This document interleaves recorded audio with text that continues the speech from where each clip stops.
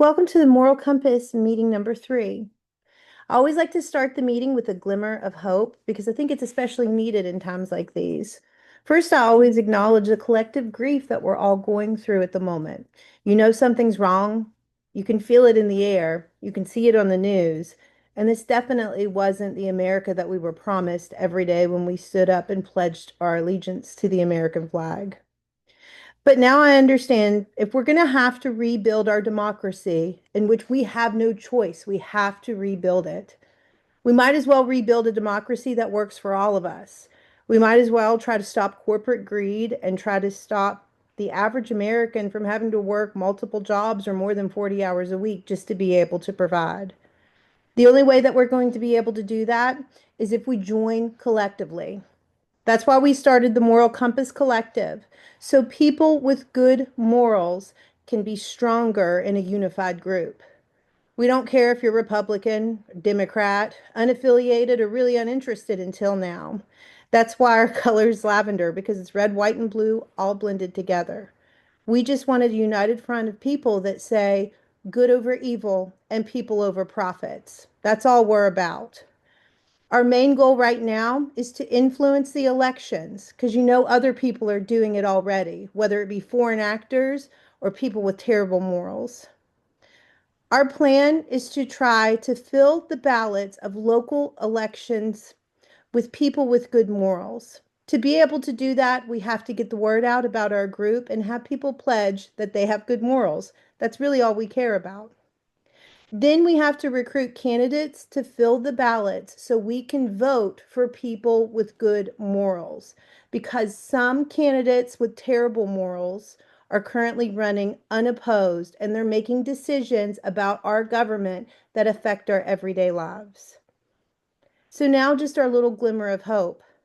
Good people are organizing and public opinion is shifting. This movement is only 6 days old, and even though we don't even have a website yet, we already have databases being created for 6 different counties across the country, making it easier for us to recruit candidates and that have good morals to run. Our group has over 30 members already, and they're all ready to sign the moral pledge when our website is up next week. Specifically, we're trying to attract candidates to run in local elections for their counties. We think that these elections are not going to be easily rigged, and a lot of people don't even pay attention to them. But it's the school board member that votes whether or not to ban books, and it's the county clerk that votes whether or not they're going to be able to issue licenses to same-sex couples. There's little people all over the country that are making decisions about our government, and you could be one of them, or you could know one of them because you told them to run.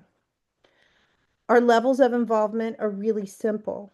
First, there's a pledge. It just means I'll sign. You'll sign our moral pledge and say that you've got morals too.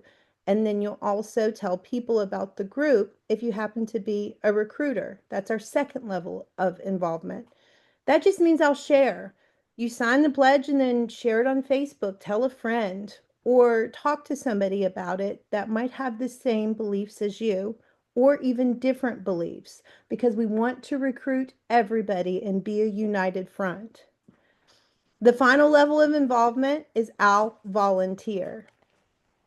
Volunteers can help us in several ways, but I understand that it's really difficult to get involved because you might feel like you don't have enough time, and honestly, you're already mentally exhausted and overwhelmed.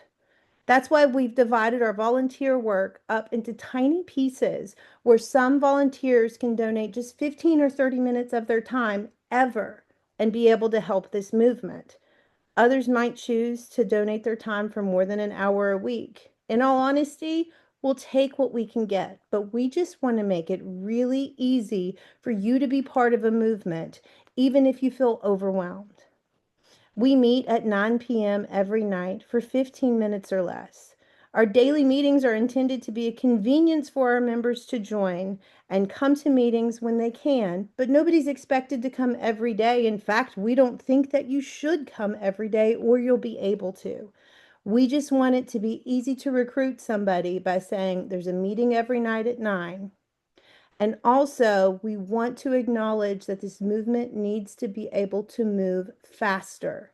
The only way we can do that is if we have consistent and effective communication. Now, the volunteers that we're looking for now to help fill the election ballots with good moral candidates are helping us gather information about the elected positions in their local area. If you have a county that you care about, you can represent your county by getting information to us about the local elections. We're only 6 days old, but we've already have 6 counties that have pledged to have databases about their local elections. It's as easy as looking at a primary source like the Secretary of State website, for example, Tennessee.gov for Tennessee or ca.gov for California. They often have a directory for county level officials and the elections that are happening in 2026. You can also look at county government websites and look for sections on elected officials like county clerk and county commission.